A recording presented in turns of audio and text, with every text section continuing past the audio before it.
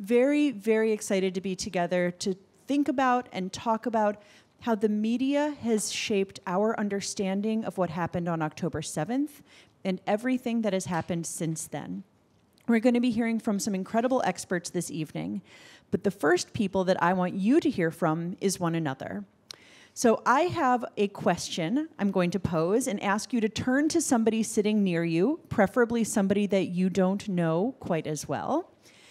I'd love for you to consider the question, what is a news story about Israel or Gaza that you read or saw in the last year that has stayed with you? What is a story that you read or saw in the news in the last year that has stayed with you? We'll give you a couple of minutes to talk to somebody next to you. Please introduce yourself, and we'll come back together.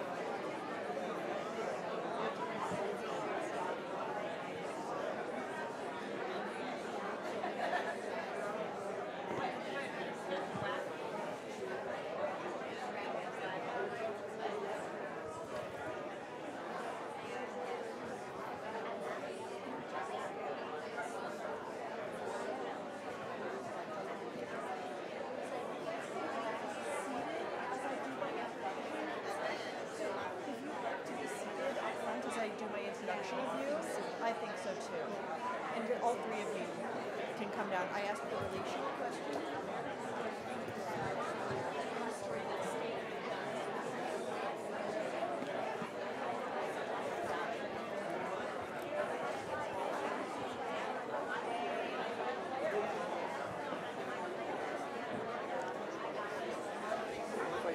I hate to interrupt so many amazing conversations. I'm going to pull us all back together. I'm so sorry for asking this big question and then cutting you all short. But I'm so glad that there was so much to say on this question of what news story has stayed with you from this past year. There have been so many stories.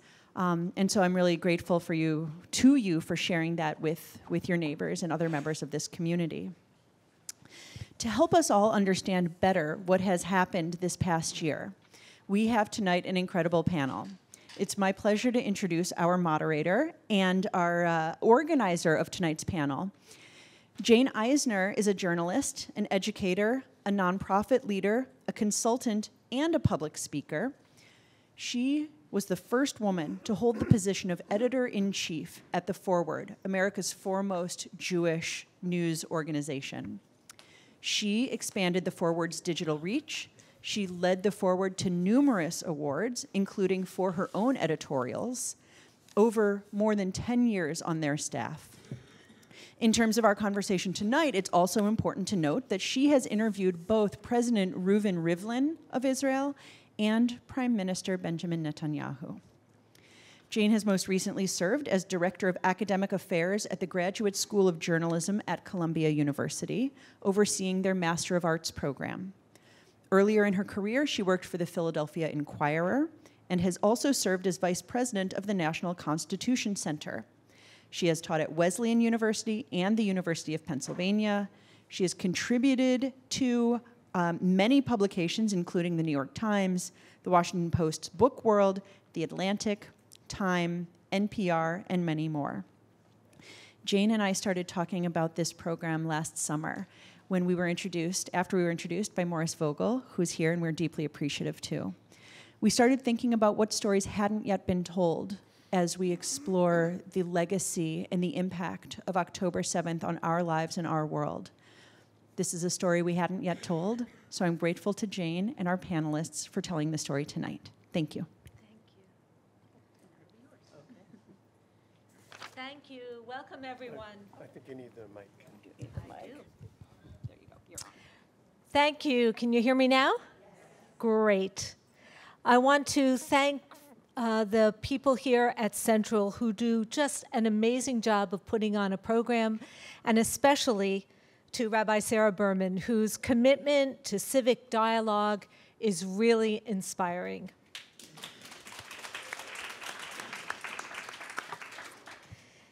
In a moment, I will ask our guests to introduce themselves and tell us about their personal and professional connection to the media and its coverage of October 7th and its aftermath. Since I have known Gal and Ari for a long time, Gal and I worked together years ago at The Forward. I've been his editor, he's been my editor. And more recently, Ari and I were colleagues at Columbia School of Journalism. This will be less of a formal interview and more of what I hope will be a spirited conversation. I do want to establish some parameters of this conversation. Media today is so broad, so varied, and sadly, so polarizing that there is just no way we can discuss everything that's been published, broadcast, or posted in the last year. And speaking in generalizations doesn't really enlighten anyone. But we can dissect the reporting and opinion writing that have shaped how we view this ongoing story with two very smart and experienced journalists. What media do they consume? Why is Israel such a big story? What are the challenges to coverage? What do they see as the underlying narratives? What's it like to write about October 7th and the aftermath? What's it like to teach it? Are there special challenges in writing for one's own community? We will speak for about 45 minutes or so, and then take your questions. We're asking that you write them down on little postcards that I'm sure will be circulated. So let's begin. Ari, let's start with you. Hi. I love the sukkah theme in here. I look out, it's like we're in a sukkah, an indoor sukkah, I guess, but I love the branches, and I love seeing all the people who came out on a Monday night for this program. So thank you so much for coming. I hope we can share something that you could take home with you. I think Jane wants us to introduce ourselves. Yes, please. Which is a great idea because I've been led panels and I introduce the speakers and I get it all wrong. So it's best that we can self-define, we can tell who we are. So I am a professor at Columbia University's Graduate School of Journalism. Technically, I just stepped down, so I'm a professor emeritus, but I still keep my hand in. In fact, I taught a class today, so it's hard to let go.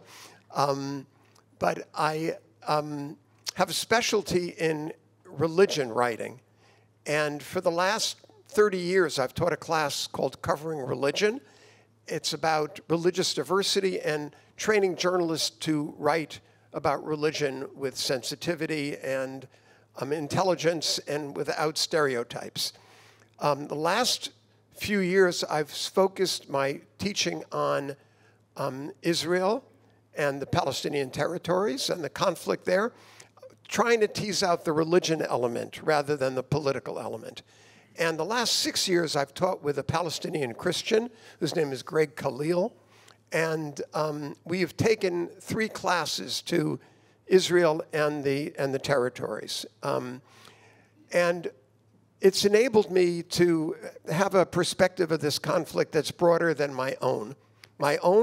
I'm an American Jew, brought up modern Orthodox. I go to an Orthodox synagogue, congregation Ramat Ora, on the west side of Manhattan. I feel very connected to my Orthodox roots. I have a lot of family in Israel. I have a brother, a sister-in-law, 3 nephews right now serving in the IDF, and many, many cousins. So I'm connected to Israel. I'm connected to the media, and this has been, for all of us, a really, really tough year. It's tough just to get by every day and read the news, and we're here to help give you some perspective on the news and on media. Thank you so much. Gal? Hi, everyone. Thanks for having me. It's a thrill to be here with my old friends. I am a writer and an editor who has, in some way or another, been thinking about the Jewish or the Israeli story throughout my entire career, whether or not it's been my actual job. As Jane mentioned, years ago, I was the writer and then the opinion editor at the Forward under Jane. And since then, I haven't had a quote-unquote Jewish journalism job. I was at the New York Times Book Review, where I was an editor for a number of years. And most recently, I moved over to The Atlantic, where I started a book section for them and then became a staff writer. But Israel is always on my mind because my family is from there. I myself grew up in Los Angeles, but my parents are Israeli, and their entire families are there. So it's always a topic that is not just of interest to me, but of sort of it has deep sort of emotional grip on me. And we can talk a little bit later about how difficult that is to sort of find that balance between sort of a journalistic perspective and an emotional sort of personal perspective, and how one can sort of feed and help the other. But I have to say that I'm also not Israeli. You know, I'm somebody who grew up here at a distance from the reality of my friends and family there, and so that also gives me a certain kind of advantage in a kind of way, or certainly a different perspective on their experiences. And I think, you know, I've seen, particularly in this last year, I was very grateful to have an outlet at The Atlantic where I could write about the things that were going on in my mind and use that sort of perspective of just a little bit of distance. And like I said, it wasn't necessarily my job, but I had the opportunity to sort of engage and enter and intervene in the public conversation, and I took it, you know, at a few moments that were important for me personally to do. You know, I wrote a piece very early on after October 7th about a feeling of sort of abandonment that I had from friends and sort of allies on the left, so to speak. I went to Israel this summer and tried to write in a very sort of blunt way about what I was seeing in terms of the protests that were happening every weekend in Tel Aviv, and also recently I wrote during the on the anniversary of October 7th, trying to assess like my own feelings over the course of the year and how they changed and shifted and been influenced. So, you know, journalists don't often talk about the way that they're sort of personally benefit from having the chance to write about topics that have such emotional resonance for them. But I have to say that I feel so grateful that I've been able to do that this past year because it has been so much on my mind and so much sort of in my kishkas. And I'm thrilled to talk to you. I do have a PhD in media studies from Columbia as well, so I will try to bring that hat, try to put that hat on too, because I do think carefully also about sort of the way the conflict is depicted. Oh, thank you so much. So let's just start with the beginning. What media do you consume? And I say consume because we don't only read, we listen, we watch, emote. So what media do you consume, and has that changed over the course of the year? I'm very traditional. I'm not active on social media, so I read the newspapers. I'm quite literally on paper. I still read the New York Times the old-fashioned way. How many people get the New York Times delivered? Wow. Okay. So it's a very particular audience. You're speaking to. Yeah. Okay. Well, like many of you, okay, how many of you read it? Okay, all right. But you also read it online. So I read the New York Times every day, and that's a very big part of my news diet. I watch CNN. I won't ask how many people watch that, but I watch a lot of CNN, MSNBC, and much to my wife's chagrin, I watch Fox, just to know what the other side is saying. And then, like everyone in today's world, you can't escape. The news finds you. There's a great line. One, I think it was a New York Times journalist, whose name escapes me right now. He was interviewing young people about how they get the news. And he said, the news will find me. We are from a generation where we have to go out and look for the news, right? We have to pick up the newspaper. We have to go and search, But the news will find me. That's the attitude of a lot of young people. And the news finds me. I do get, things sent to me, email. I hear about things because while I'm not active on social media, my wife is. So I have a pretty steady diet and know what's going on. Ari, I'm wondering, are there any Israeli outlets that you follow? Yes, I also subscribe to Haaretz and try to stay on top of other news organizations, both right and left. It's slightly similar. The New York Times also, Haaretz also.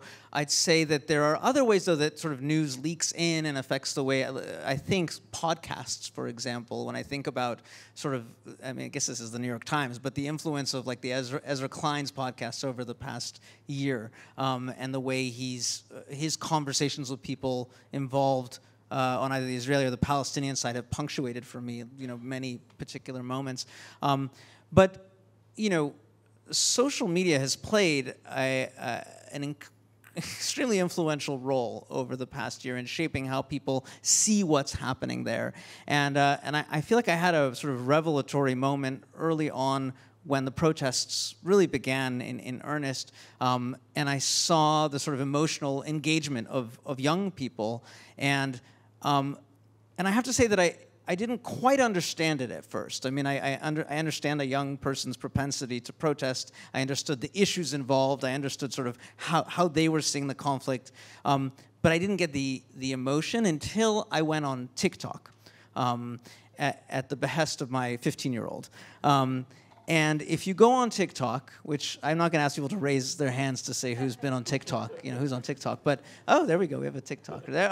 Okay, so maybe a few of them. But TikTok's also, your feed is shaped by who you're following, right? And so, but if you go on TikTok and you are 18 to 25, your feed is very much filled with these short clips of incredible human tragedy. Decontextualized, there's not writing that says that you're about to see the result of an airstrike, or you will just suddenly see flash before you a man sort of emerged from a house of rubble with his dead child in his hands, or a mother standing and weeping and wailing over the bodies of her children. It's just like right into the bloodstream, emotionally. And once I understood that this is what the younger people were consuming, for better or worse, it really shaped my understanding of the protest movements, because I think it gave them a very clear way of understanding a kind of a good and evil narrative, which anyone would feel seeing these videos. But it's important to sort of appreciate that as a counterbalance to the things we read in the New York Times every day, because it is of a different sort of emotional and direct register. So in that case, how do you read to get through the fog of war that often obscures fact and often doesn't have context? How do you do it, and how would you wish other people would do it?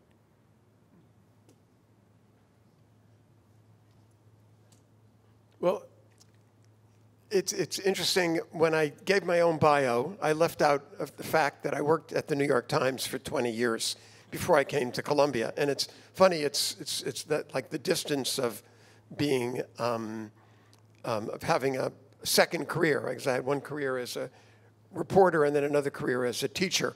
But that still remains with me, and the lessons and the dream of every young New York Times reporter, at least when I was a young New York Times reporter, was to be a foreign correspondent and to cover, wars and the big news around the world. So I'm very, I'm lucky that I didn't have to cover the fog of war. The only war I covered were the race riots in Crown Heights in 1991. That was my fog of war moment.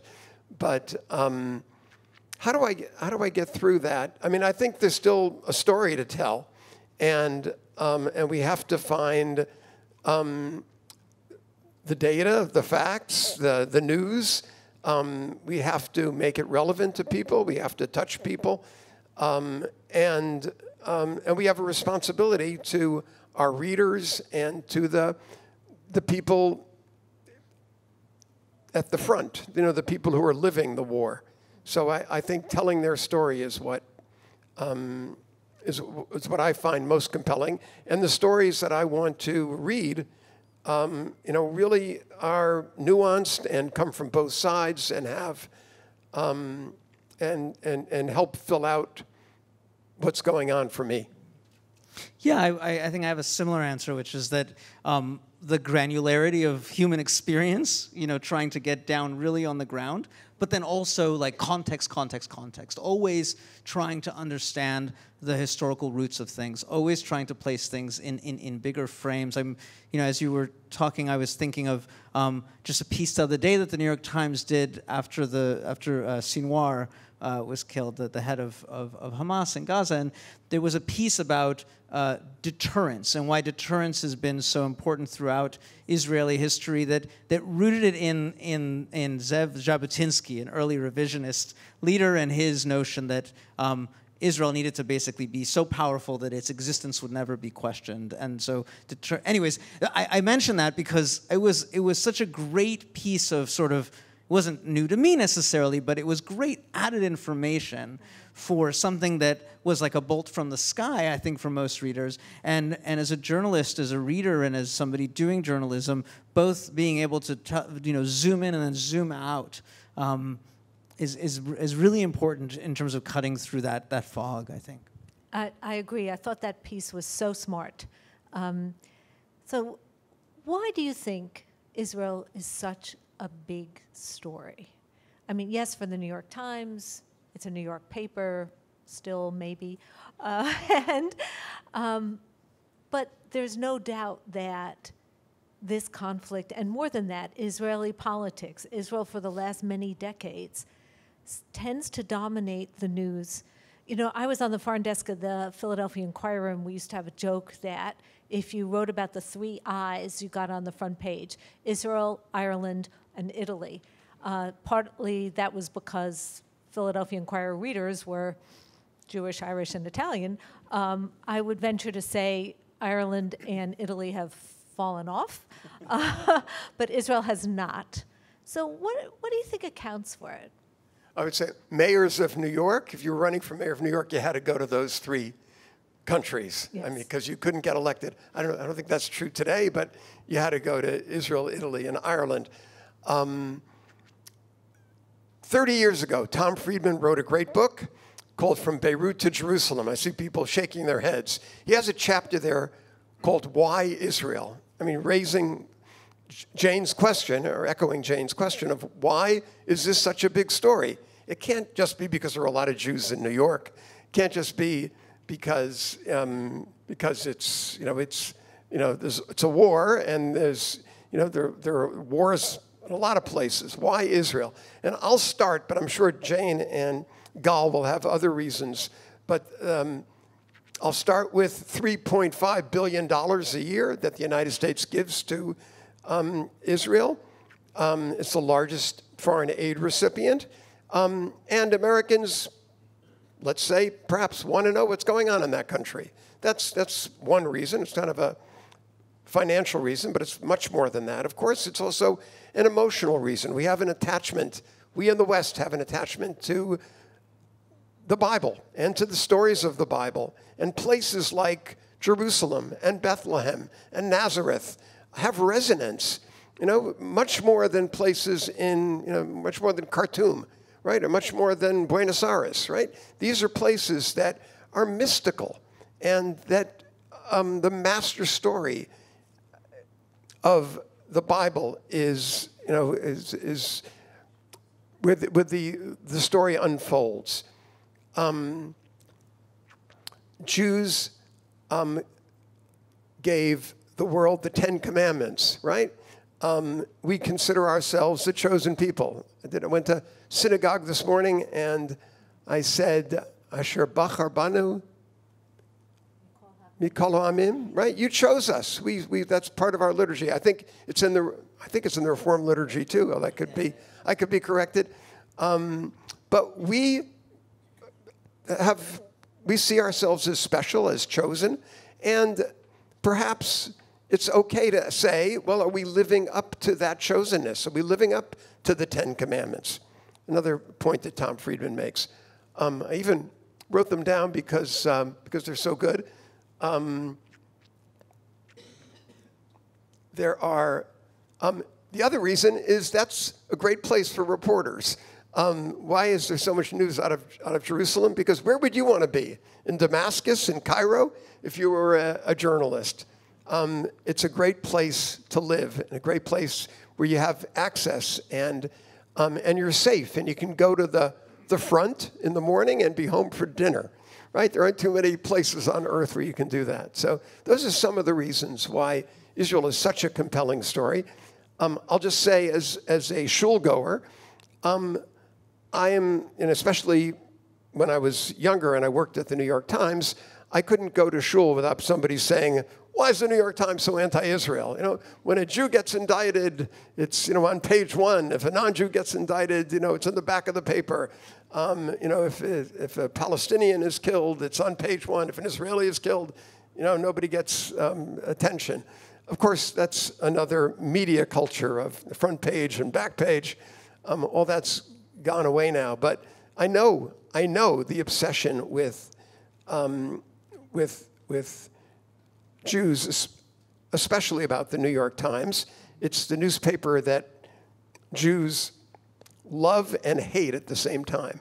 So people would come and complain to me, and then they'd say, my daughter's getting married. Can you get her wedding announcement in the paper? I have an op-ed. We used to be the people of the book. I think now Gal would know this better than anybody. We're now the people of the op-ed. Everybody's writing an op-ed. So people love it and hate it at the same time. I'm sure, Gal worked at the paper too. I'm sure he had that experience, but those are some of Tom Friedman's reasons, and I think they're even amplified today. And I would agree with all of that and say that for me, the one that kind of floats above it all is it's just a damn good story. I think we sometimes forget. People always want to see these kind of ulterior motives and these cabals of editors sitting at the New York Times trying to privilege one side or the other. And I think if there's any big bias, there's lots of small biases, but if there's any big bias, it's for story, it's for narrative, it's for a kind of writing that will be compelling, for the kind of headlines that will draw people in, and it just provides, right? The Jewish part of it on its own. You have the redemption of this people after 2,000 years in their home, and then the complexity of another people who also see it as their home. These are very big existential, meaty stories. And so I wouldn't underestimate, besides the particulars of, yes, people have like a weird thing with Jews, and, and yes, journalists do have a cushy life living in Tel Aviv as opposed to, or Jerusalem as opposed to other places. But I think for an editor who's trying to shape, and especially the New York Times trying to shape the biggest stories, like it is just has a lot of kind of compelling qualities to it. I think we can also add that the constituency for this story is much broader than the Jews, because after all, we're only 2% of the population here in America, and it has to be. Yeah, but when you think about Christian Zionists, on the one hand, when you think about people who might not like Israel, on the other hand, there's this sort of dynamic of good guy, bad guy. There's this kind of overarching sense of who are the heroes and who are the villains, and that gets played out depending on what your perspective is. It feels like a story that's happening on an epic plane, where you have these almost types that feel almost classical, and that everyone can understand to some level. They don't really understand because there's a lot of stuff to understand, but they feel they understand because it taps into deep, especially Western civilizational tropes, and then it's all just playing out. It's all there. It's happening day after day. So it's in a way it's irresistible that it should become such a big story. So it's not just a big story located in Israel and the Middle East. In the last year, it's also become a big story here. And Gal, you mentioned the piece that you wrote earlier this year, a few days after the 7th, about your anguish at Jewish victimhood and the loneliness you felt when abandoned by some so-called progressive friends. And I'm really curious, what was the reaction to that piece? Do you think that it exaggerated the feelings that you had, or do you think that the experience that you were going through, and many people that were going through, you spoke about Ezra Klein's podcast, my goodness, the one he did with Rabbi Sharon Brous from Los Angeles about her experiences was just amazing. Mm-hmm. But I'm just wondering if you think overall that experience was portrayed fairly. I think that's definitely what I was feeling on October 10th or whatever it was. Remember, this is before Israel sort of launched its war in Gaza, and I'm not. I don't have a very sensitive tripwire on this stuff, just personally. I'm not somebody who sees anti-Semitism everywhere. I am very, very careful, but there was a weird silence that I experienced, and it felt like a very tangible thing. It was, everyone knows that I have family in Israel. All my not everyone. All my people that know me know that I have family in Israel, and yet, very few people sort of just texted to say, is your family okay? This is a horrific massacre, that you couldn't escape, and I felt that. There was a lot of, and these weren't my good friends, so don't get me wrong. It was just like the extended community of people, and and I just noticed things. I noticed just missing statements. I noticed that there was what I noticed was a moment of cognitive dissonance, where there was a story that people had in their head that Jews were the oppressors, Israelis were the oppressors, and Palestinians were the oppressed, and they did not know what to do with this moment, because it flipped the script and it made people either, in the best case, uncomfortable, and in the worst case, sort of angry that the victimhood had been taken away from their side and given to the Jewish side.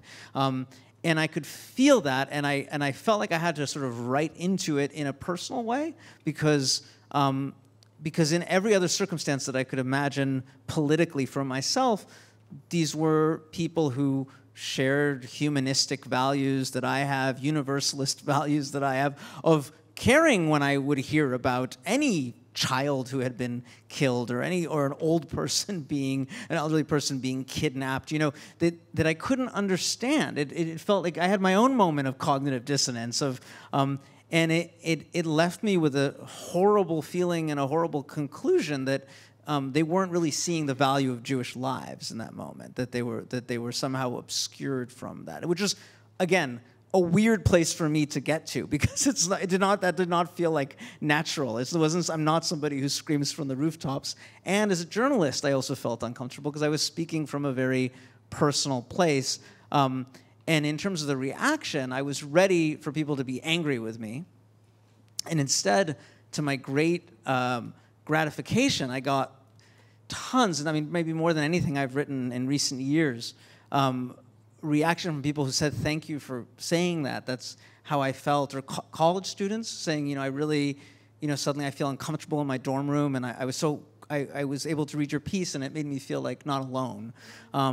And so I really felt like almost a resounding sense from I guess the people who reached out to me, at least. I mean, there were people who were hating also, but I felt much more the positive response of people who were identifying with it and felt comforted by it. So this is an example of how difficult it is to write about your own political community. So, Ari, you live in the Orthodox world. Have you felt that dissonance from a different angle? More politically than when it comes to Israel. I mean, certainly in this presidential race, I feel at odds with much of my community, and it pains me.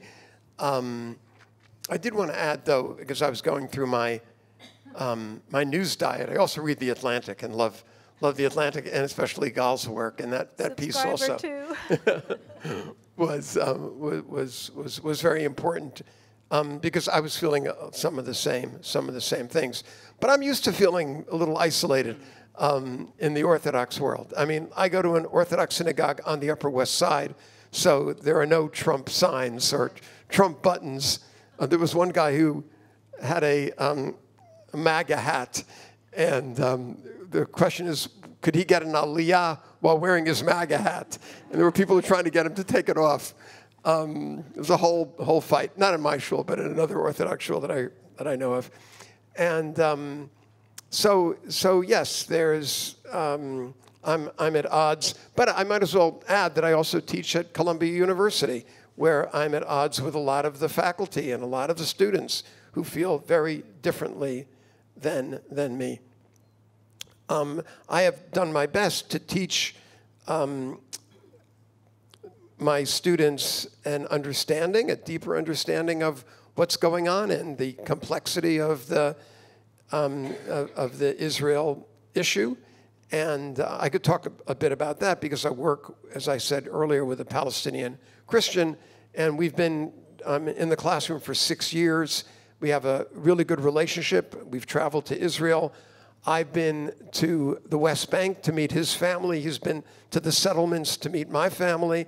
And this is a real test of our friendship. And we do know, I'm sure many of you have had relationships that have been strained by what has gone on and taking a different point of view. But somehow my friend Greg and I have been able to navigate this difficult time and focus not so much on our own hurts, but on our students and what lessons they need in order to cover this story. So let's pick up on that a bit. I mean, as you said, you've taught at the journalism school for 30 years. Columbia's students come from everywhere. It's a very, very international school. And undoubtedly, they bring their own perspectives to campus and to this story. Meanwhile, in the past year, they've been surrounded by protesters as well. how do you encourage them to cover the story without being part of the story? Okay, that's a great question, and I'll deal with that. But I just want to tell you, because you know what gets all the news is all the bad stuff at Columbia. Not quite a year ago, but we had encampments, and we had building takeovers and horrible rallies and some very disturbing things going on. Today, the campus is now only accessible if you have an ID. You have to be currently working there or a student. One of the reasons I continued to teach after I retired was so I could still get on campus. But today, there were coffee stations, coffee, tea, and cider set up all around the campus. There were snacks and cookies, and it was a beautiful day, and people were out on the campus. And I had lunch on the lawn, where less than a year ago there was some pretty ugly stuff going on. Of course, it's what I call an unarmed camp. Every 50 feet, there's another security guard. The university is really afraid of anybody pitching a tent or raising a sign, and they really have things I hope, have things under control. I was very worried at orientation this year and on October 7th in particular. But Columbia's been problematic. I don't want to make it anything. I don't want to say that it's all the problems have gone away. There are still problems in some of the schools, in particular, the social work school, the law school, School of Public Health. There are still demonstrations and still signs raised and still things that make people uncomfortable. The journalism school where I teach is different. I just share an anecdote. After a few days around the same time, October 10th or October 12th, there was an announcement on campus-wide that students should walk out of class and go to the steps of Low Library and hold a pro-Palestine rally. And I saw the dean of students later that day, and I said to her, so how many of our students went to the rally? How many of our students walked out of class? And she said, 3. I said, whew, well, that's good news. And she said, no, Ari, you don't understand. The 3 students went out to cover the rally. So they weren't part of the rally. Now, that doesn't mean they don't have strong feelings on this issue. And on an internal Columbia chats, I know that they say some pretty ugly things about Israel. But as journalists, the thing you don't want to do is take sides, because that can really hurt your career. So I think people are careful about what they post publicly. What I've tried to do, again, working with my colleague, and some people say that we're starry-eyed and naive, but we have tried to teach both sides of this very difficult conflict. In fact, as I said, taking students there, taking them to the West Bank, taking them to Israel, taking them to the settlements. This is all before. We haven't been able to go since October 7th. Just a footnote, we couldn't go last year, so we took the students instead to Northern Ireland. So I have a travel grant, and we looked at these two conflicts side by side. We couldn't go to Israel, but we went to Ireland, and we looked at 26 years after the Good Friday Agreement and why that is worked and why that's sustained, and so many years after after Oslo and why that crashed and burned. So that was kind of an interesting way to teach this this story. So we've done our best to show the complexity, and our students and our dean, who's a wonderful man, his name is Jelani Cobb, said that usually we have to go out and find the story. That's our job, right? Go out and find the story. Last year, the story found us, right? We just stayed in the school, and the world the Middle East, politics, Mike Johnson, everybody, AOC, everyone came to campus. We didn't have to go and find the story. They came to us. And our students had a great opportunity because the campus was closed to outsiders and a lot of the press. Our students had the opportunity to cover the story. I like to think that the students who studied with Greg and me had a better understanding of the story that they were covering. Thank you. I just also want to put in a plug for the journalism school. Not only did I work there, but like Gal, I am a proud alum. And I do think a lot of the difference is in leadership. And Dean Jelani Cobb has just done an exemplary job on that. He's very interested in students writing stories with historical context. He himself is an historian.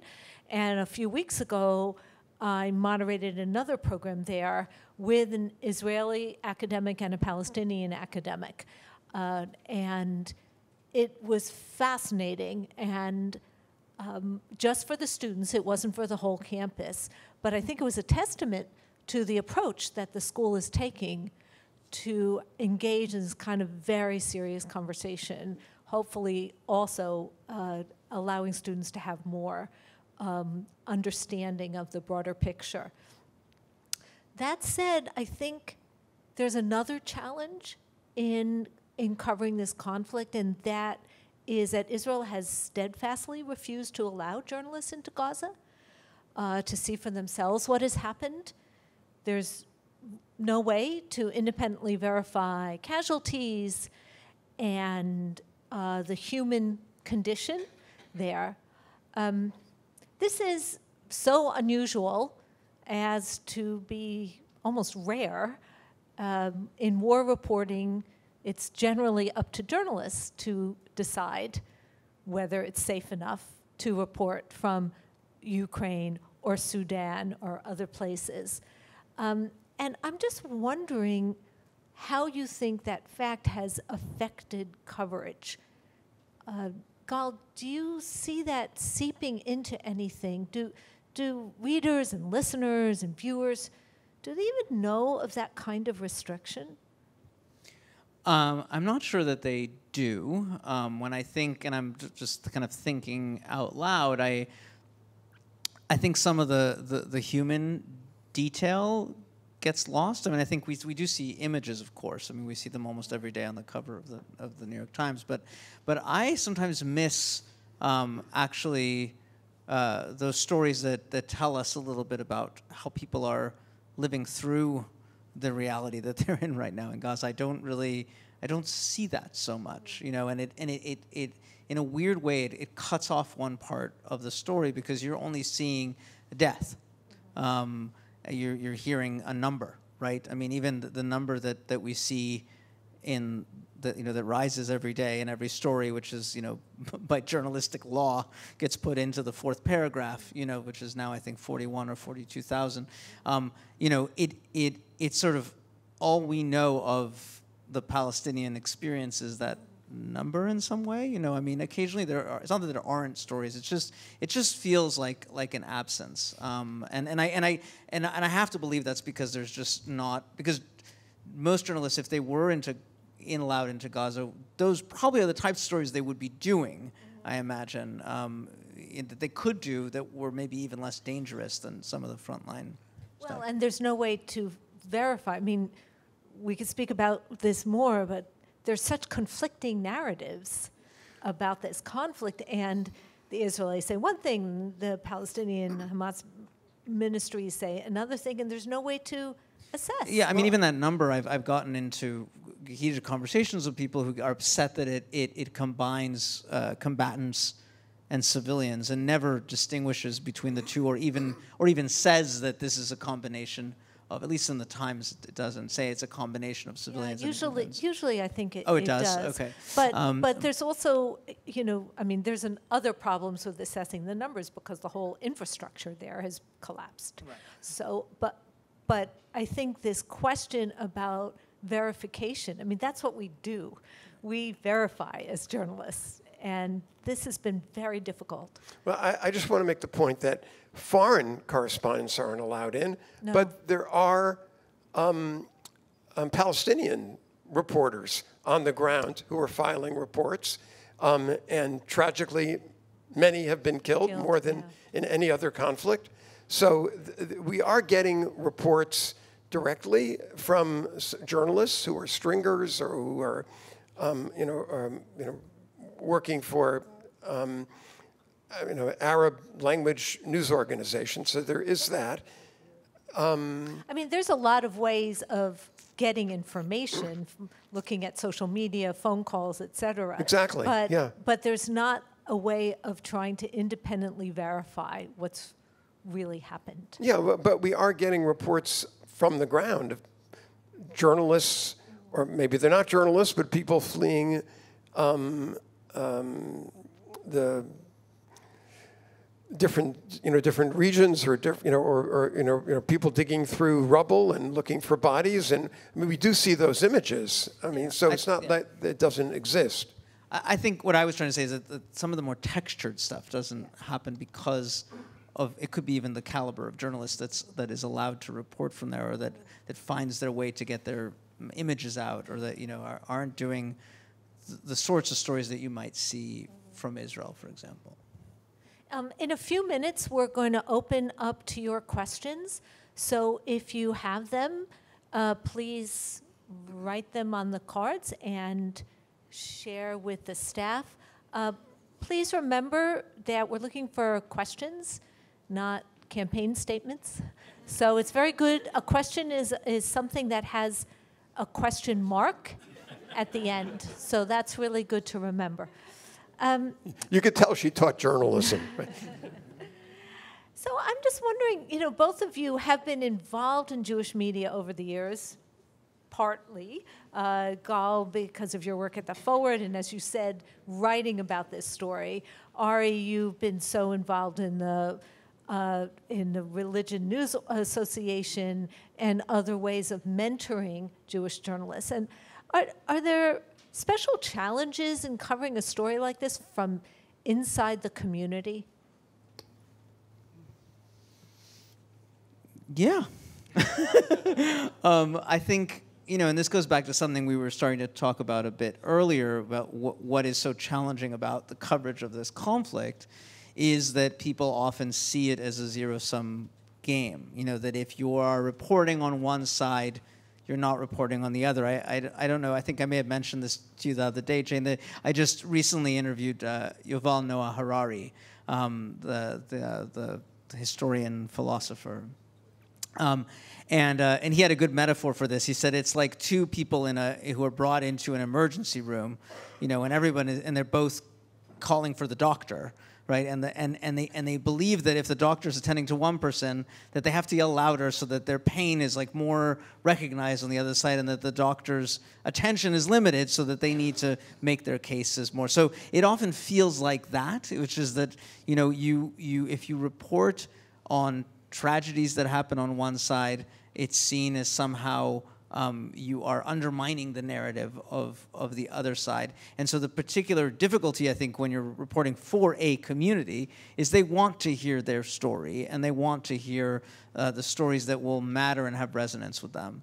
And when a journalist sort of sets out to tell the other side of the story, it's seen as, and I think this is how a lot of people feel about the New York Times often, it's seen as somehow a slight, or somehow not taking in the full humanity or the full range of stories that exist on your own side. So I think that makes it very hard, and because you're sort of the community function of writing for your own, for your own people, you have to temper it with a desire to tell the full story that's happening there. Yeah. Gal mentioned this trope that you said it's required in the fourth paragraph of every story. 1,200 people were killed on October 7th in Israel, and then 40,000, 42,000. And, that satisfies a certain need. Well, there's this side and there's that side, but there's really something wrong with it that my friend Gershom Gorenberg pointed out to me. he said, we are looking at this war like 9/11, right? On 9/11, 4,000 Americans were killed. And of course, we then went to war. But it seemed like that was what's happening in Israel. That's their 9/11, right? And you'll often hear, like, October 7th is 9/11. The problem with that, making that connection, is that 9/11 was one day, and it was terrible, but we weren't afraid it was going to happen the next day, right? I mean, we were afraid, we were all shaken, we were all traumatized, but there wasn't going to be another World Trade Center, attack. There wasn't going to be another terror attack like that. In Israel, they live with the fear that there's going to be another Kibbutz Be'eri. There's going to be another Nova festival. So just to say that 1,200 people were killed, versus 40,000 people, it's not. It's if our enemies had the opportunity to kill us, they would. We just have better defenses. We have bomb shelters. We have the Iron Dome. We have a strong army. So the notion that that Israel had this limited attack is just wrong, because it could have been much worse, and it would be much worse if the Israeli army didn't protect Israel. So that just, for me, was an important understanding of why just giving those numbers is insufficient. Well, and arguably, the attacks have continued from the north. And attacks have continued. Even though there haven't been a whole lot of casualties, there are enough to make you feel terror, to make you really worry that it's going to happen again. And 100,000 Israelis have had to leave their homes because of that threat.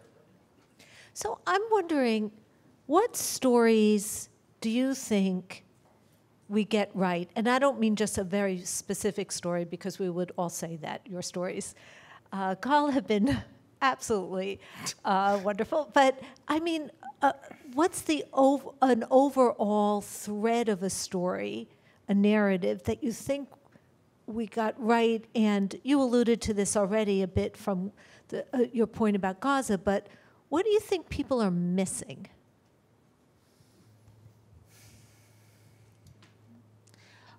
What are people missing? It's a tough question, what we got right, because I think this is such an impossible story to get right. And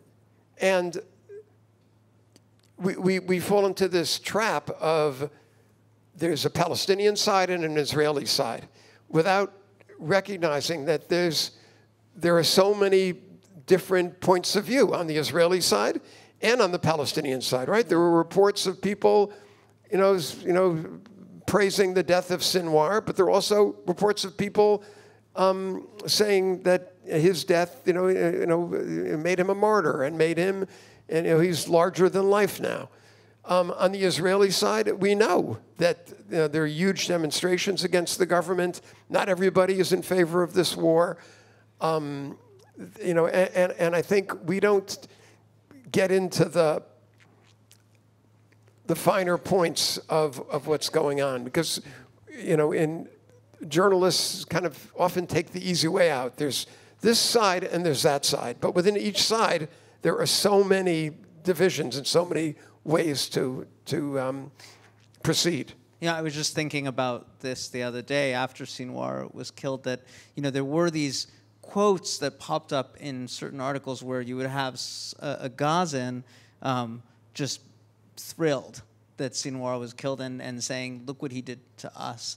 And first of all, I was shocked that somebody would have the chutzpah to be able, or the not chutzpah, but the courage is the word I was looking for, to say such a thing. And I thought this must be a deeply underreported part of what's happening in Gaza, is that if I was a father in Gaza and this had been the last year of my life, I would have a great deal of, the share of guilt would be placed on Hamas head, but you don't really hear that because of the sort of the structure of the political sort of reality of living in Gaza. And there's no real good polling. And and people, who would want to be able to say such a thing. But, I was thinking of the moments actually that we got right, or the moments that I was thinking of stories that actually over the year I felt happy that existed out there, that they feel that the journalist did what a journalist is supposed to do and could do, and some of them were very sort of close to home. Like I remember there was a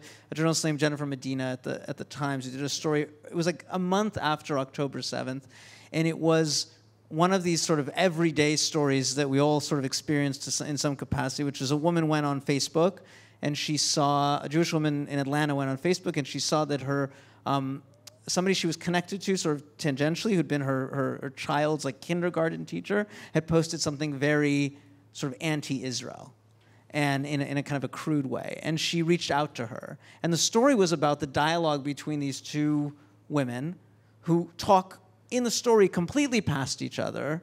You can hear their narratives, how each one is imposing their view on the conflict and what's happening. But it's a wonderful story in a way because it doesn't try to neaten things up. It doesn't try to put any kind of ideological framework. It does what a reporter's supposed to do, which is it captures an emotional reality through the story of these two women and how they are misunderstanding and miscommunicating with each other. And I almost wanted to see more of that, because that is what the last year has been like, I think, for a lot of us. So a question from the audience that goes back to our conversation about the challenge of verification. And this is a point that I hadn't thought of, so thank you. Would one reason, an additional reason for being so difficult to verify what's going on is the speed of information. The fact that journalism now operates on just such an accelerated pace because of digital demands. Do you think that enters into the difficulty of verifying? 100%, yeah. I mean, the first reports you hear are the ones that you believe. And it's very hard to get it out of your head if you hear that so many people were killed in a bombing. It's hard to to hear that there were rocket launchers at the school where the bomb went off. Because the first piece of information you have becomes kind of like locked in your brain, and it's very hard after that to get to the truth and to correct those problems. So, the importance of verification is everything. And I do worry that we are in this race to get there first, and not always to get it right. I mean, there was an infamous case of that with the hospital. With the hospital, yes. Yeah. Some of you might recall one very large and important newspaper in New York got it wrong, and one very large and important newspaper from Washington got it right. So I'm going to combine two questions because I think that they're interesting, which is that there's someone who asked about the difference between coverage in the United States and in Europe. And similarly, someone else has asked about television coverage versus print.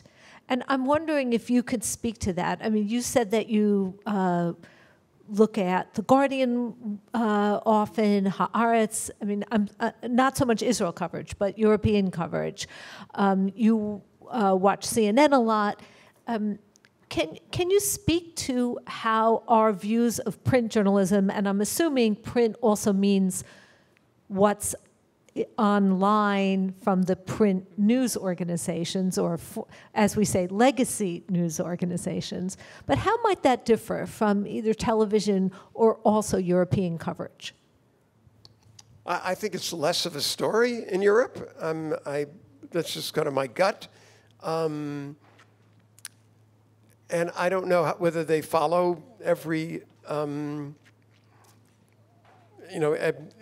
every bombing, every development. I mean, I think the big, the Nasrallah story and the Sinwar story probably get told all around the world. But even so, maybe not, right? Maybe it's not such a big issue for people in parts of the world. I wrote an article for Columbia Journalism Review about obituaries during COVID. And that was one uniform thing that we all around the world shared.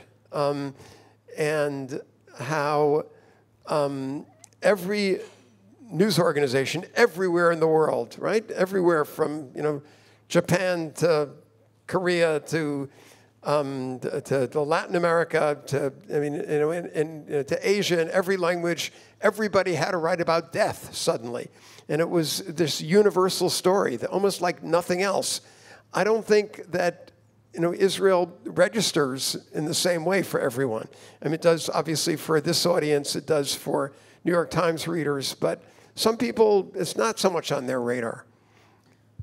I'm just curious, can I, before Gal, you speak to that, when you were in Northern Ireland, did this story come up? Yes.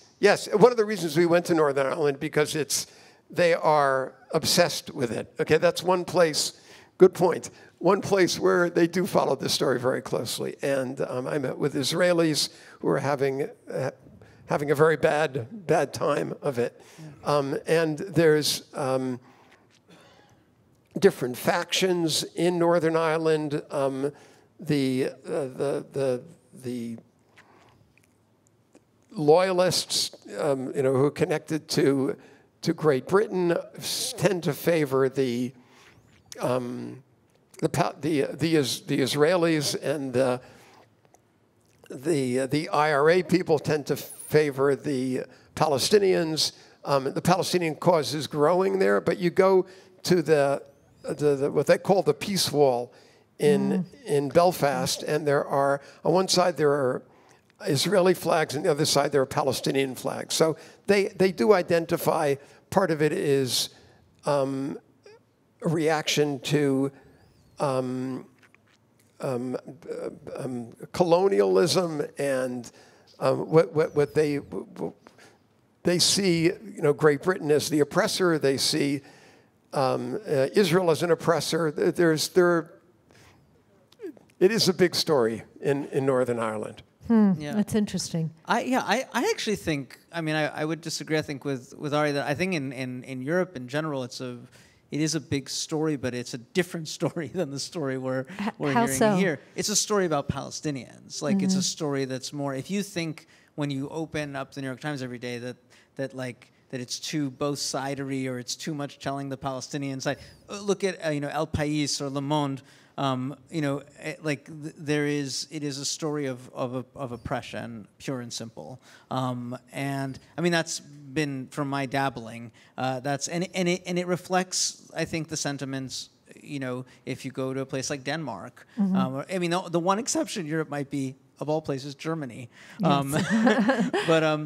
But I think that there is a deep investment in this story as the story of the way we might follow a famine in Sudan or something. A story not of two sides fighting a war against each other, but of an oppressed people who are continuously oppressed, and which is certainly one side of the story, but it's not. But I don't know how much you would get the kind of textured human interest side of the survivors of Kibbutz Be'eri, the kind of the Israeli side of this narrative.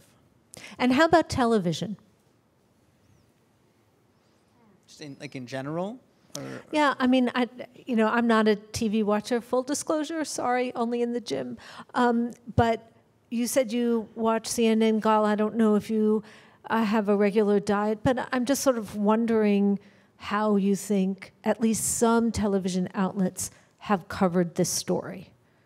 Well, the cliche about television, if it bleeds, it leads, right? So the better the picture, the better the story. And the higher up in the newscast the story will be. So, you have bombed out buildings, you have people digging, for bodies under rubble.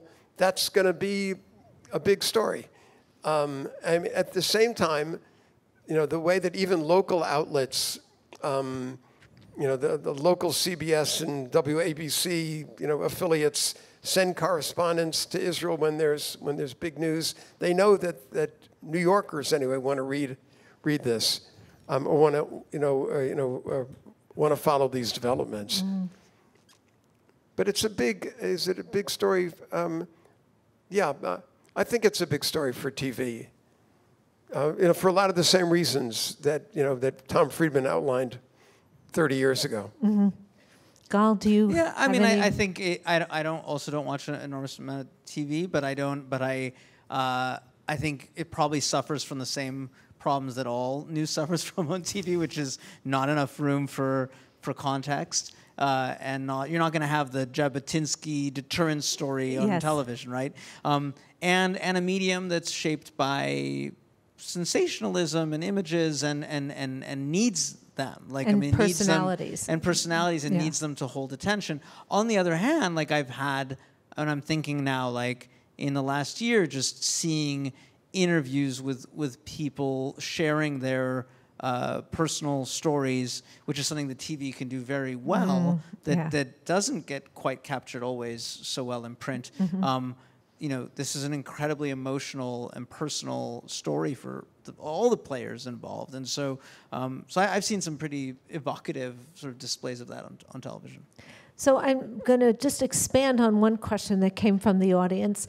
Do you feel that journalists face a difficulty in being the recipients of public relations, of PR, of pushing a particular point of view, either from Israel or the Palestinians, or both?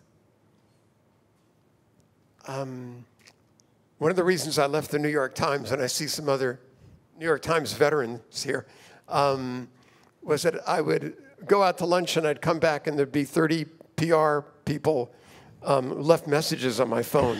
They would always do it during lunchtime for some reason, and Friday afternoons, because they had to meet their quota of calls.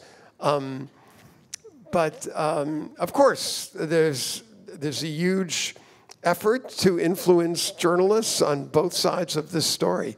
Everything from Hasbara, Israel trying to tell its story, everything from the other side, from Palestinian advocates trying to tell their story. So are we influenced by that? I think if we're smart, we hold that at arm's length, consider it, but not buy into all of it. So you're a staff writer. Gal, do you get lots of calls about this? Do you get people pushing a particular point of view, an official point of view? Not really, not in any kind of direct way like that, but there are obviously narratives that are being shaped by both sides. The Israelis have more of an apparatus at this point to shape those narratives, at least in the Western media. But I'd say, one of the things that I've actually noticed is a sort of overcorrection. I think because journalists are so primed to feel that they're going to be influenced by these very established and emotive narratives on either side, that they say, I'm not going to, I'm going to keep my, my distance from this. So, it's a sad story to talk about, but if we talk about, if we look at the sexual violence story, and the way there were lots of moments in the attempt to cover that where people didn't want to get too close to it, or didn't want to describe more than they felt they could describe, because they thought that they were going to be accused by the other side of falling into Israeli propaganda, let's say, and so said, filled it with caveats and filled it with lots of things that whereas sometimes you could do as much reporting as you could on a story like that, but you had survivors, you had people who saw things, you had, so there is, I think, that tendency, actually, which is the opposite tendency, can be there too. I think that's really smart. There's a kind of innate skepticism. Yeah, it's that's what you want to as a journalist. You already, because we're so familiar with the Hasbara, with the stories, we already kind of hear it in our head. So it's on both sides, so you're constantly pushing back, and sometimes the pushing back can be so hard that you actually ignore a story. So I've been told that that's the last question, but I'm going to take the moderator's prerogative to ask you one more. I'm just wondering if there's any stories or series of stories that changed the way you thought about this, that just changed your thinking, reframed it. I think I mentioned one, which was that Jennifer Medina story. The other thing I might mention here is a book, actually, that just came out. I just did a piece about looking at a bunch of different books that came out around the anniversary. And one of them was by a Haaretz journalist named Lee Yaron. It's just called 10-7. And she basically tried to tell the story of what happened on October 7th, but with a very intense sort of journalistic rigor. And what I thought was so admirable, which is very hard to do, especially with a story like this that and she's Israeli. She's Israeli, yeah. And what emerges is almost a little, it's surprising because she is so intent on not painting the victims as being somehow heroic or somehow sort of idealized any kind of way, but actually just ordinary people who were living their lives on October 7th. And, it's just a series of vignettes. There's these Russian retirees who that morning were waiting for a bus to take them to the Dead Sea for a spa day. And we're just standing in Sderot, not Sderot, I can't remember which community they were in, but waiting, and were gunned down. Or a Bedouin woman who was on her way to the hospital to give birth and was suddenly attacked by, Hamas militants in white trucks that were attacking everyone on the road 232 that was running there. So, and she just tells these stories without trying to superimpose ideology and without trying to sort of supersize these individuals, which is hard when you think about it. Because I read a lot of other books that did do that, and understandably, because everyone wants to see the victims in a certain light, especially when you're writing for the audience of your own people. But anyways, I if I had to sort of recommend one sort of longer form piece of journalism it's a very difficult book to read because it's just death after death after death, in this kind of unforgiving way, and surprising way.